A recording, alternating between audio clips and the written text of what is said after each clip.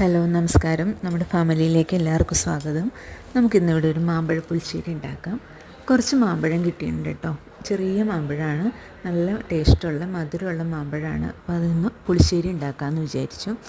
അതിനാവശ്യമായിട്ടുള്ള മാമ്പഴം എടുത്ത് കഴുകി വൃത്തിയാക്കി അതിൻ്റെ തോലെല്ലാം കളഞ്ഞ് മൺചട്ടിയിലോട്ട് ഇട്ട് കൊടുക്കുക.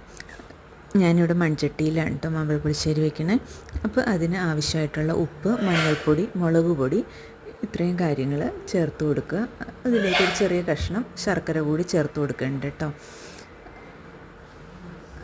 അതിനാവശ്യമുള്ള വെള്ളവും കൂടി ചേർത്തിട്ട് നല്ലപോലെ ഒന്ന് വേവട്ടെ. 10 മിനിറ്റോളം വേവിക്കുക.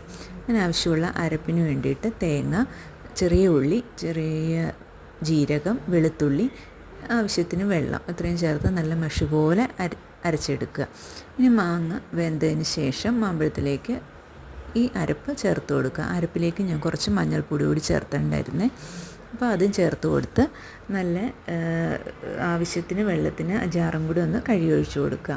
നല്ലപോലെ ഒന്ന് തിളക്കട്ടെ. ഒരു മിനിറ്റ് ഒന്ന് തിളക്കട്ടെ. അതിൻ്റെ പച്ചപ്പ് മാറാൻ വേണ്ടിയിട്ടാണ് കേട്ടോ. ഇനി ഇത് നമുക്കത് വാങ്ങി വെച്ചതിന് ശേഷം അതിലേക്ക് ഞാൻ തിളപ്പെല്ലാം മാറിയതിന് ശേഷം കുറച്ച് തൈര് ഉടച്ചത്, വലിയ പുളിയില്ലാത്ത തൈരായിരുന്നു കേട്ടോ, അതും കൂടെ ചേർത്ത് കൊടുത്തിട്ടുണ്ടായിരുന്നു. ഇനി നമുക്കിതിലേക്ക് ആവശ്യത്തിന് കടുക് താളിക്കാം. കടുക് താളിക്കുന്നതിനായിട്ട് ആദ്യം വെളിച്ചെണ്ണ ചൂടാക്കുക. വെളിച്ചെണ്ണയിലോട്ട് കടുക് ഇട്ട് കൊടുക്കുക. ഇതിൽ കടുക് ചെറുതായിട്ടൊന്ന് പൊട്ടി വരുമ്പോഴത്തേനും ആവശ്യത്തിന് കറിവേപ്പില കൂടി ചേർത്ത് കൊടുക്കണം കേട്ടോ.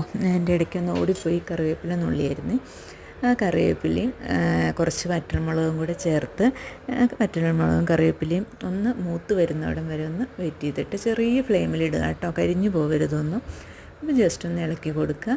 അതൊന്ന് മൂത്ത് വൃത്തിയായിട്ട് വരുമ്പോഴത്തേനും അതിലേക്ക് നമ്മൾ കുറച്ച് ഉലുവ കൂടി ചേർത്ത് കൊടുക്കുന്നുണ്ട് കേട്ടോ.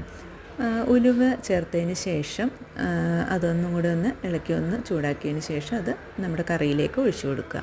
കറി മൂടി വെക്കുക കേട്ടോ. താളിപ്പ് ഒഴിച്ച ഉടനെ തന്നെ ഇളക്കി കോരരുത്, ജസ്റ്റ് ഒന്ന് മൂടി വെക്കുക. ഫുഡ് വിളമ്പുന്ന സമയത്ത് നന്നായിട്ട് ഇളക്കി കോരുക. നല്ല ടേസ്റ്റുള്ള കറിയാണ് കേട്ടോ. എല്ലാവരും ട്രൈ ചെയ്യണേ.